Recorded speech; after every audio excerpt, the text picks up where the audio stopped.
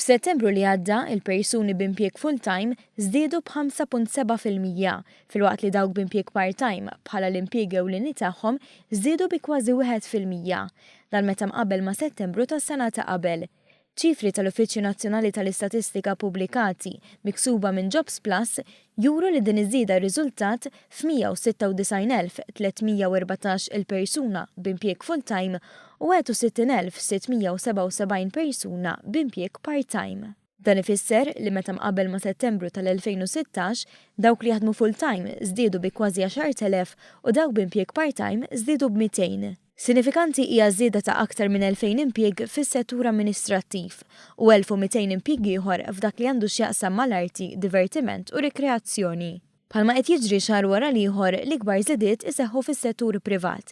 Fil-fatt, l-impjiegi full-time fis-settur privat żdiedu b'9,173 filwaqt li dawk fis-settur pubbliku żdiedu b'1,230. L-istatistika turi wkoll aktar nisa fid-dinja tax-xogħol f'kull settur u dan kemm b'impjiegi full-time u anke part-time.